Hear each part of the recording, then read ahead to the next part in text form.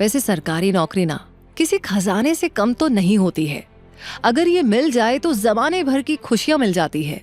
और जब आप मेडिकल प्रोफेशन में जबरदस्त मेहनत करके MBBS कंप्लीट करते हैं और उसके बाद गवर्नमेंट जॉब में प्लेसमेंट मिल जाए तो क्या कहना। जितने भी मेडिकल एस्पिरेंट्स जो MBBS की तैयारी करने वाले हैं, कर रहे हैं या कर चुके हैं, उनको जानकर खुशी होगी कि आप स्टेट गवर्नमेंट और सेंट्रल गवर्नमेंट दोनों में करियर बना सकते हैं।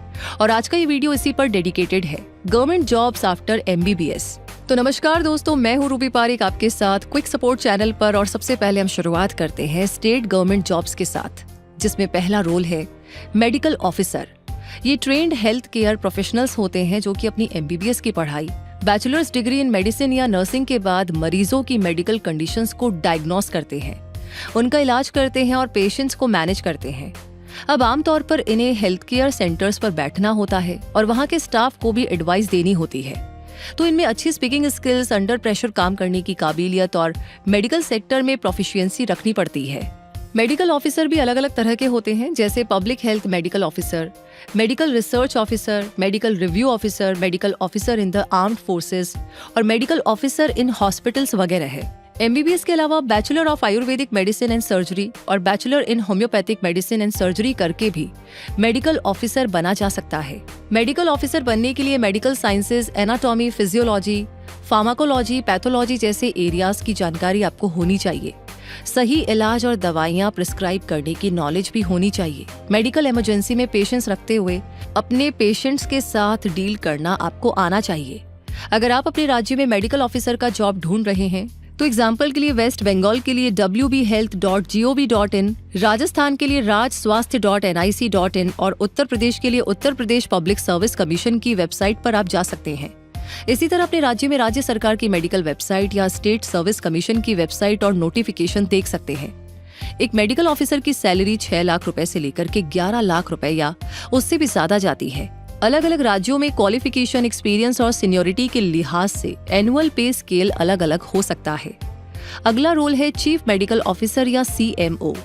इसे कहीं कहीं डिस्ट्रिक्ट मेडिकल ऑफिसर भी कहते हैं, जो पूरे जिले का हेल्थ ऑफिसर होता है और जिले में चल रहे सरकारी हॉस्पिटल्स की निगरानी, देखभाल, ओवरऑल ऑपरेशंस की जिम्मेदारी इन्हीं की होती है। इनकी जिम्मेदारियों में हेल्थ सर्विस का बजट प्लान करना, जरूरी इंफ्रास्ट्रक्चर डिलीवर करना, हेल्थ सर्विस की मॉनिटरिंग करना, मेडिकल सप्लाई बरकरार रखना, हेल्थ सेंटर्स को टेक्निकल गाइडेंस और सपोर्ट देना, जिले में फाइनेंशियल सपोर्ट को सुनिश्चित करना, नेशनल हेल्थ पॉलिसी को समझाना, हेल्थ से जुड़े इश्यूज पर एडवाइस देना, जरूरी मैन पावर को ट्रेनिंग देना, मेंटोरिंग, कोचिंग, प्रमोशंस, लीव और स्टाफ का असेसमेंट करना, हेल्थ रिसर्च करवाना, कोड ऑफ कंडक्ट और एथिक्स का पालन करवाना और गवर्नमेंट को जरूरी रिपोर्ट्स देना आदि शामिल है। डिस्ट्रिक्ट लेवल पर पब्लिक हेल्थ एंड सेफ्टी के लिहाज से कोई भी स्टेप लेना है, जैसे कि डेंगू की रोकथाम, गवर्नमेंट हॉस्पिटल्स में बेड की कमी को दूर करना, स्टेट और सेंट्रल गवर्नमेंट के द्वारा बनाई गई मेडिकल पॉलिसीज को डिस्ट्रिक्ट लेवल पर लागू करवाना, तो ये सभी काम CMO या DMO का ही होता है। क्वालिफिकेशन के तौर पर MBBS की degree, medical council of India या स्टेट मेडिकल काउंसिल में रजिस्ट्रेशन, मेडिकल प्रैक्टिस के लिए एक वैलिड लाइसेंस और हेल्थ केयर सेक्टर में 10 साल का एक्सपीरियंस और मैनेजरियल या एडमिनिस्ट्रेटिव रोल पर 5 साल का एक्सपीरियंस चाहिए होता है। डिस्ट्रिक्ट मेडिकल ऑफिसर की सैलरी भी 2 लाख से 12 लाख रुपए के बीच होती है, जो क्वालिफिकेशन और एक्सपीरियंस के हिसाब से और भी ज्यादा हो सकती है। MBBS के बाद स्टेट लेवल पर अगला गवर्नमेंट जॉब है सिविल सर्जन। MBBS और मेडिकल में पोस्ट ग्रेजुएशन की डिग्री ले चुके कैंडिडेट्स अप्लाई कर सकते हैं, जिनके पास 5 साल का एक्सपीरियंस होना चाहिए, उम्र 18 से 38 साल होनी चाहिए और अलग अलग कैटेगरीज में छूट भी मिलती है।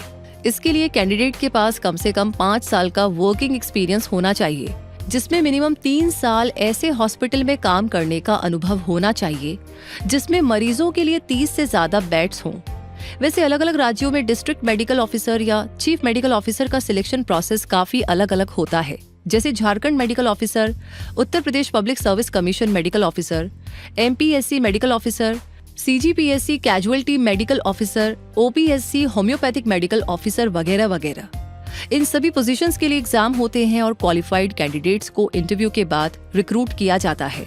ये एग्जाम्स राज्य के पब्लिक सर्विस कमीशन या स्टेट मेडिकल सिलेक्शन बोर्ड के द्वारा लिए जाते हैं। अब सेंट्रल गवर्नमेंट में अवेलेबल अपॉर्चुनिटीज की अगर हम बात करें तो इसका सबसे पॉपुलर मीडियम है यूपीएससी का कंबाइंड मेडिकल सर्विस।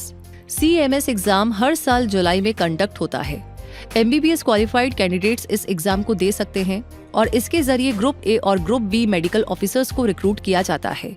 अप्रैल में इसकी नोटिफिकेशन आ जाती है और ऑनलाइन एप्लीकेशन देनी होती है।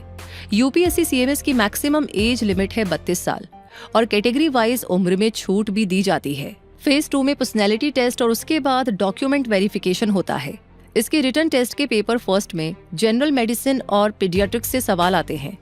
टोटल मार्क्स होते हैं 250 और टोटल टाइम 2 घंटे। वहीं सेकंड पेपर में surgery, preventive and social medicine और गायनेकोलॉजी एंड ऑब्स्टेट्रिक्स से सवाल आते हैं। यहाँ पर भी 2 घंटे में 250 मार्क्स के क्वेश्चन सॉल्व करने होते हैं। CMS को क्वालिफाई करने पर इंडियन रेलवे में असिस्टेंट डिविजनल मेडिकल ऑफिसर का पोस्ट मिलता है। वहीं सेंट्रल हेल्थ सर्विस में मेडिकल ऑफिसर्स ग्रेड वाली पोस्ट पर जनरल ड्यूटी मेडिकल ऑफिसर्स को रिक्रूट किया जाता है। इन दोनों ही पोस्ट पर 56,100 रुपए से लेकर के 1,77,500 रुपए की सैलरी मिलती है। इसके अलावा म्यूनिसिपल कॉर्पोरेशन ऑफ दिल्ली में general duty medical officer grade 2, central health service में जूनियर स्किल मेडिकल ऑफिसर और Indian ordnance factory health service में असिस्टेंट मेडिकल ऑफिसर का रोल भी मिलता है। वैसे इन सभी ऑफिसर्स को एक्सपीरियंस के हिसाब से प्रमोशन, पेंशन और ग्रेच्युटी मिलती है। वैसे इसके अलावा कंबाइंड फोर्सेस में भी डॉक्टर्स अपॉइंट करने के लिए ऑल इंडिया बेसिस पर रिटन एग्जाम होते हैं और इंटरव्यू के बाद कैंडिडेट्स का सिलेक्शन होता है। MBBS क्वालिफाइड इन सभी डॉक्टर्स को इंडियन आर्मी, इंडियन नेवी और बाकी डिफेंस फोर्सेस को सर्व करने का चांस मिलता है। कैंडिडेट्स का स्टेट मेडिकल काउंसिल या मेडिकल काउंसिल ऑफ इंडिया का मेंबर होना जरूरी होता है।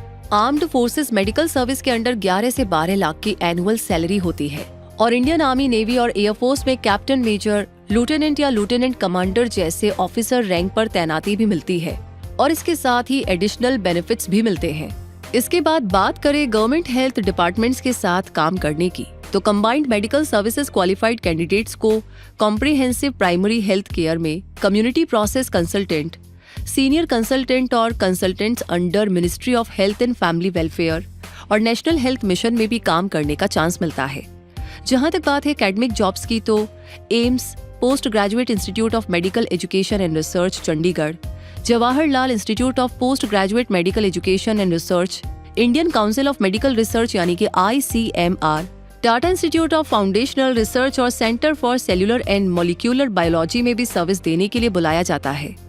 इन सभी मेडिकल ऑफिसर्स को इन प्रेस्टीजियस इंस्टीट्यूशंस में रेयर डिजीज के बारे में रिसर्च करने, इलाज ढूंढने और अफोर्डेबल दवाइयां बनाने, वैक्सीन डेवलप करने, पैंडेमिक कंट्रोल करने की मेडिकल पॉलिसीज बनाने, सेंट्रल गवर्नमेंट को गाइडलाइंस देने और लीगल एंड सेफ्टी स्टैंडर्ड्स को तय करने का काम मिलता है। इन सभी मेडिकल ऑफिसर्स की एवरेज एनुअल सैलरी 8 लाख रुपए से शुरू होती है। रूरल एरियाज में गवर्नमेंट की तरफ से अक्सर ही medical and health checkup camps लगाए जाते हैं। इसके लिए कैंप डॉक्टर्स की जरूरत पड़ती है और ये भी क्वालिफाइड MBBS डॉक्टर्स होते हैं जो patient consultation, physical examinations, workload management, surgical procedures और मेडिकेशन मॉनिटर करने में एक्सपर्ट होते हैं।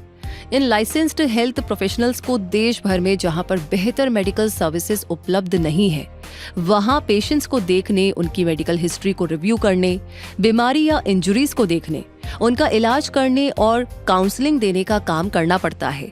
एक कैंप डॉक्टर की एवरेज एनुअल सैलरी 8 लाख रुपए से शुरू होती है।